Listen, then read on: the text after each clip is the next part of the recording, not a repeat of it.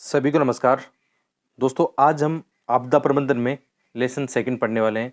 इससे पहले हम एक लेसन पढ़ चुके हैं और इस टॉपिक में 2-3 लेसन और आने वाले हैं जो जल्द ही हम पूरा कर लेंगे। उसके बाद में जीएस तरीके ने जो टॉपिक हैं वो पढ़ेंगे। तो आज का टॉपिक है भारत में आपदा प्रबंधन। ठीक है, तो इसमें सबसे इम्पोर्टेंट है कि भारत में ऐसी कौन सी विधिक और संस्थागत संस्थाएं या ढांचा जो है उसके बारे में हम जानने वाले हैं। यदि हम सबसे पहले इसमें हिस्टोरिकल बैकग्राउंड देखें तो भारत के अंदर क्या हुआ था, जैसे 1990 में यूएन महासभा द्वारा अंतर्राष्ट्रीय प्राकृतिक आपदा न्यूनीकरण दशक मनाया गया था। इस दौरान भारत में भी कृषि मंत्रालय द्वारा आपदा प्रबंधन प्रकोष्ठ का गठन किया गया था। तो थोड़ा सा हमें ये पता होना चाहिए कि भारत में आपदा प्रबंधन का प्रमुख रूप से कब से कार्य चल रहा है, कौन सी संस्था है, ये आपको मालूम होना चाहिए। और चाहे आपको कुछ मालूम हो या ना हो इस टॉपिक में, आपको ये जरूर पता होना चाहिए आपदा प्रबंधन प्राधिकरण जो बना था बाद में, जैसे इसमें आपदा प्रबंधन अधिनियम बना था सबसे पहले भारतीय संसद के द्वारा, एक विधेयक पारित किया गया था 2005 में।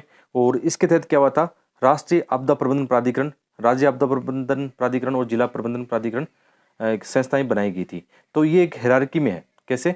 सबसे ऊपर जैसे यहाँ पे एनडीएमए होगा और उसके बाद में एसडीएमए होगा यहाँ पे, और नीचे नीचे क्या होगा, जिला आपदा प्राधिकरण होगा।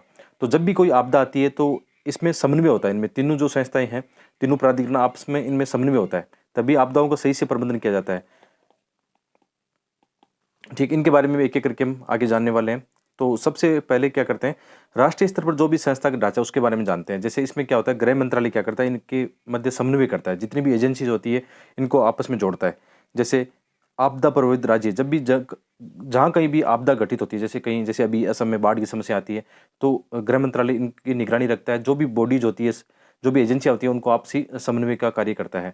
इसके अलावा संबंधित मंत्रालय एनडीएमए, एनडीएमए यानी नेशनल डिजास्टर मैनेजमेंट अथॉरिटी, राष्ट्रीय आपदा मोचन बल, राष्ट्रीय आपदा प्रबंधन संस्थान, होमगार्ड, नागरिक सुरक्षा, इसके अलावा सशस्त्र बलों आदि के साथ समन्वय कौन करता है, गृह मंत्रालय करता है। तो जब भी ऐसी आपको प्लानिंग के बारे में पूछा जाए, आपदा प्रबंधन के बारे में पूछा जाए, तो आपके पास ऐसे पॉइंट होने चाहिए बताने के लिए। ठीक है, इसके बाद में जैसे आपदा जोखिम न्यूनीकरण हेतु एक राष्ट्रीय मंच भी बनाया गया है। ये टॉपिक थोड़ा सा रटने वाला है कि जो चीज़ें हैं, संस्थाएं हैं, एजेंसियां, उनको थोड़ा सा आप ढंग से लिख लिख के याद कर लेना, या मतलब जो भी 2-4 चीज़ें बोलने के लिए, आप लिखने के लिए आपके पास होनी चाहिए। कि जैसे इसमें क्या है, आपदा जोखिम न्यूनीकरण हेतु राष्ट्रीय मंच बनाया गया है। ये क्या है, ये बहुहितधारक और बहुनिर्णय निकाय, यानी इसके अंदर बहुत सारे एजेंसी इसमें भी शामिल की गई है, बहुत सारे हितों को ये भी प्रोटेक्ट करते हैं। साथ में कई निर्णय, मतलब इसमें कई निकायों को आपस में जोड़कर निर्णय लिया जाता है। उसका अध्यक्षता कौन करता है, केंद्रीय गृह मंत्री करते हैं। कई बार ऐसे क्वेश्चन प्रीलिम्स में आ जाते हैं, तो ये टॉपिक प्रीलिम्स में भी काम आ जाएंगे। इसके अलावा केंद्र राज्य सरकारों के मध्य समन्वय का इनका काम होता है। आपदा प्रबंधन की प्रगति की समीक्षा करने का इसका काम होता है।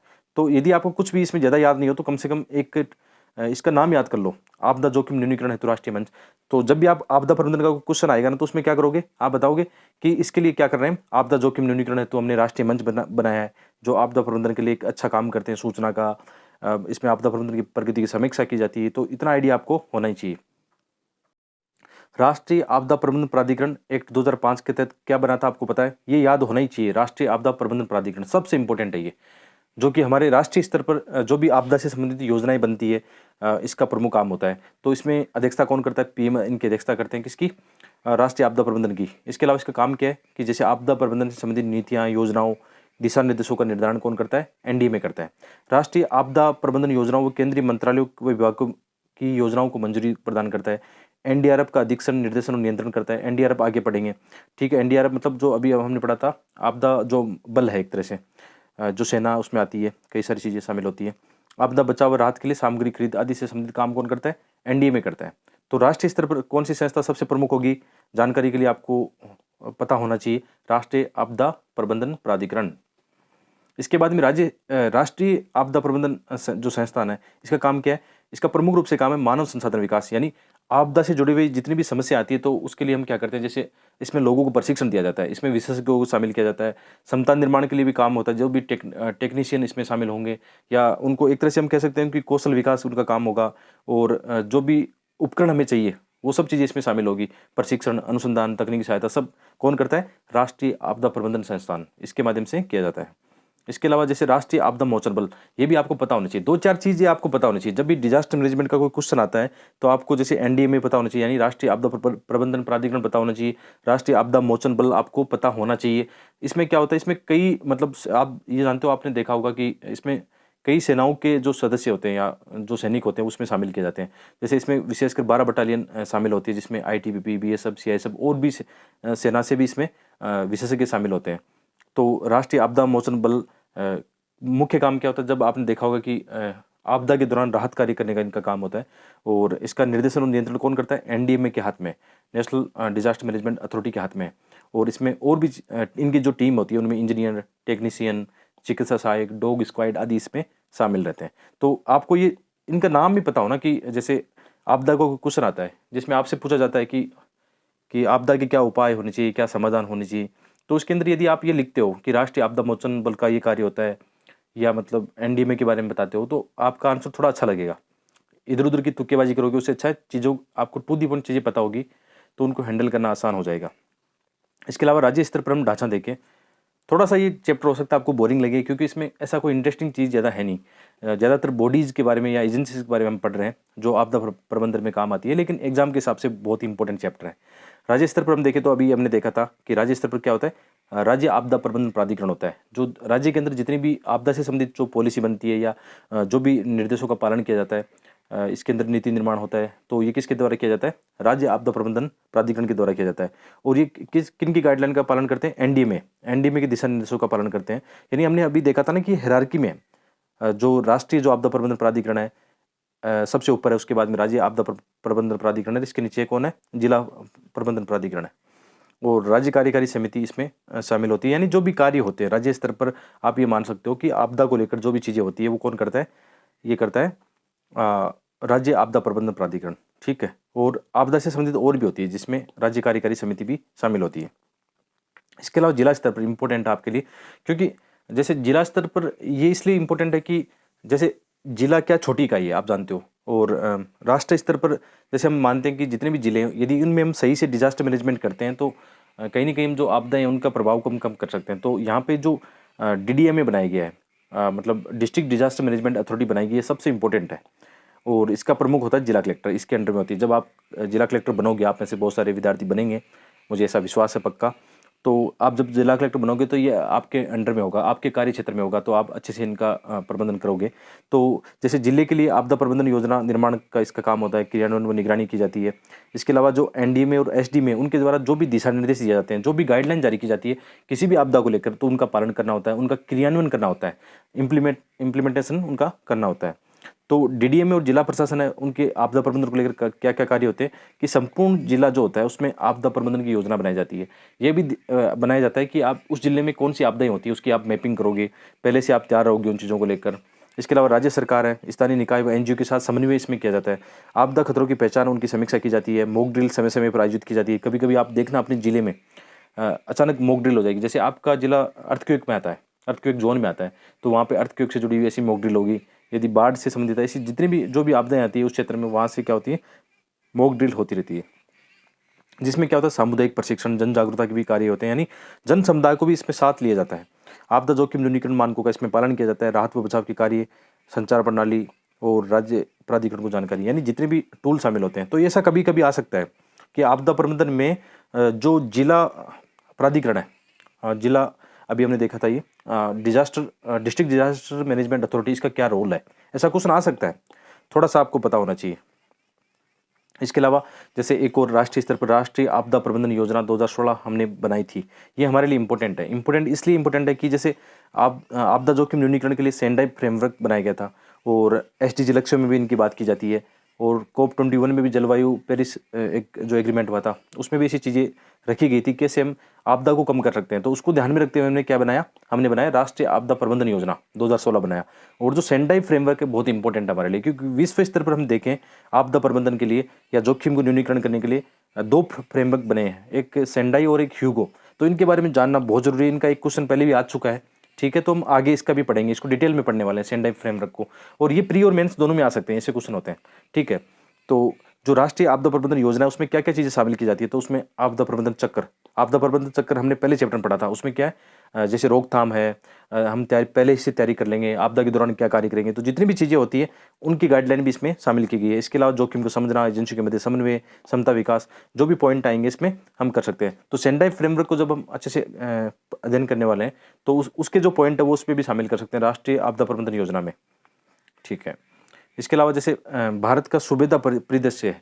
कई बार ये क्वेश्चन आ सकता है कि भारत के सूबेदाता परिदृश्य के बारे में मैपिंग का कोई क्वेश्चन आ सकता है कि आप इसका मतलब क्या है कि भारत के किस-किस क्षेत्र में मतलब कौन-कौन सी आपदाएँ आती हैं? सीधा-सा मतलब ये है।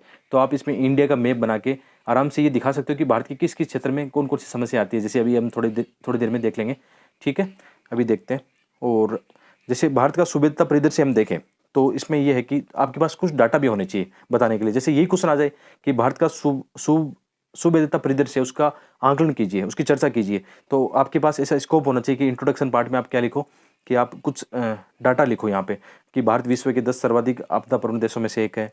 यूएन आपदा जोखिम न्यूनीकरण कार्यालय 2017 की रिपोर्ट में बताया गया है कि भारत को निवासियों के विस्थापन हेतु विश्व के सर्वाधिक आपदा प्रवण देशों में शामिल किया गया है। तो इनमें से कोई भी एक डाटा उठा लेना और इंट्रोडक्शन अपना लिख लेना। तो भारत की विशिष्ट जलवायु और प्राकृतिक भौगोलिक और प्राकृतिक विविधता हम देखते हैं, उसके कारण क्या होता है भारत का कोई न कोई पार्ट या भारत के कोई न कोई क्षेत्र में किसी न किसी आपदा से हमेशा ग्रसित देखा गया है। चाहे भारत में जैसे हम बात करें पश्चिमी भारत की बात करें तो राजस्थान, गुजरात यहाँ पे जो डेजर्ट एरिया उसमें सूखे की समस्या आती है, बुंदेलखंड एरिया में सूखे की समस्या आती है और उत्तरी भारत है जैसे हिमालयन रीजन है उसमें अर्थक्वेक की समस्या आती है, नॉर्थ ईस्ट के अंदर बाढ़ की समस्या आती है, जो तटीय हमारे क्षेत्र है उसमें सुनामी और चक्रवात की समस्या देखने को मिलती है। तो ये आपको पता होना चाहिए कि जब ऐसा क्वेश्चन आए ना सूबेदाता वाला तो आपको आइडिया होना चाहिए कि भारत के अंदर कहाँ-कहाँ ऐसी समस्या आती है और आने वाले लेसन में तो आप 1-2 दिन में बाद में क्लियर हो जाएगा पूरा आपकी जब भी ऐसा क्वेश्चन आएगा तो उसमें ढंग से मैप बना के आप इनको दिखा सकते हो। इसके अलावा ये भी बता सकते हो कि जैसे इसमें नया नया क्या आता है, जैसे डेली आप न्यूज़पेपर पढ़ते हो तो आपदा से संबंधित जो भी चीज़ें आती है वो आप अपने से ऐड कर लेना, तभी आपको ज़्यादा अच्छे मार्क्स मिलेंगे क्योंकि आप स्टैटिक पार्ट तो हम पढ़ रहे हैं, प्लस थोड़ा करंट अफेयर भी पढ़ रहे हैं, लेकिन जो नया आने वाले वक्त में होगा जैसे कल परसों में जो भी होगा, वो आपकी ज़िम्मेदारी बनती है कि आप कैसे अपने नोट्स के अंदर क्या करोगे, करंट अफेयर ऐड करोगे। तो ये नोट्स ऐसे हैं जिसमें आप केवल फ़ोटोकॉपी निकलाओ, ठीक है? अपने पास फ़ोटोकॉपी रखो और जो भी कुछ नया आता है तो उसमें साइड में लिख लो बस। नए नोट्स बनाने की इनको आवश्यकता मेरे हिसाब से नहीं है क्योंकि क्यों टाइम खराब करना है आपको जब इतने अच्छे टू द पॉइंट आपको नोट्स मिल रहे हैं। आप भी ये करोगे फिर किताबें उठाओगे, नोट्स बनाओगे, आपका टाइम जाएगा। तो इससे अच्छा आपके पास अच्छे नोट्स जो आपको टू द पॉइंट मिल जाते हैं तो सफिशिएंट आपके लिए। तो भवन निर्माण सामग्री प्रौद्योगिकी संवर्धन परिषद द्वारा किया गया था, एक भारत का सूबेदाता एटलस 2019 बनाया गया था, उसके अंदर बताया गया था कहाँ-कहाँ आपदा की समस्या आती है। तो ऐसा क्वेश्चन जब भी आए तो एक ऐसा प्यारा सा मैप बना सकते हो जैसे अभी मैं थोड़ा बनाने की कोशिश करता हूँ। और मैं ये मानता हूँ कि मेंस के एग्ज़ाम में यदि आंसर राइटिंग के अंदर आप कुछ ऐसे मैप बना लेते हो, मतलब वही बात है ना मेंस के एग्ज़ाम में सुंदर मैप बनाने की आवश्यकता नहीं है। बस मैप ठीक-ठाक बन जाए आपका, वही ठीक है मतलब कैसे जैसे आप चीज़ों को दर्शा पाओ, है ना? सुंदरता के नंबर नहीं मिलते हैं, दर्शाने के नंबर मिलते हैं। तो ये जैसे आपके पास मैप है, तो इसमें आप थोड़ा-सा दर्शा सकते हो मैप को और जब कॉपी में बनाता हूँ, मैं बहुत सुंदर बनाता हूँ क्योंकि मैं भी प्रैक्टिस करे जाता हूँ काफ़ी मेंस के एग्ज़ाम में बहुत काम आता है। तो जैसे इस ज़ोन में हम दिखा सकते हैं कि ये अर्थक्वेक ज़ोन में आता है ना? और यहाँ पे बाढ़ की समस्या आती है। इस रीजन की बात करें तो यहाँ पे चक्रवात की समस्या आती है, आप अलग-अलग क्षेत्र में दर्शा सकते हो। ये क्षेत्र सूखा वाला ज़ोन है, यहाँ पे वाला सूखा, ये सूखा ज़ोन है, तो इनको अलग-अलग एंगल से दिखा सकते हो, सूखा वाला क्षेत्र है ये। ठीक है, यहाँ पे भी कुछ कभी-कभी चक्रवात की समस्या रहती है। अर्थक्वेक की समस्या और कहीं भी रहती है, जैसे अर्थक्वेक में आप ऐसे कुछ दर्शा रहे हो तो यहाँ अर्थक्वेक दर्शा सकते हो। तो ऐसे पूरे भारत को आप एक मैपिंग में दर्शा सकते हो कि कहाँ-कहाँ भारत में प्राकृतिक आपदाएँ आती हैं। जैसे भूस्खलन की समस्याओं को आप दर्शा सकते हो, इस क्षेत्र में भूस्खलन की संकट होता है, जैसे पश्चिमी घाट और हिमालयन रीजन में जहाँ-जहाँ भूस्खलन के क्षेत्र होते हैं, उनको आप थोड़ा गहराई में दर्शा सकते हो।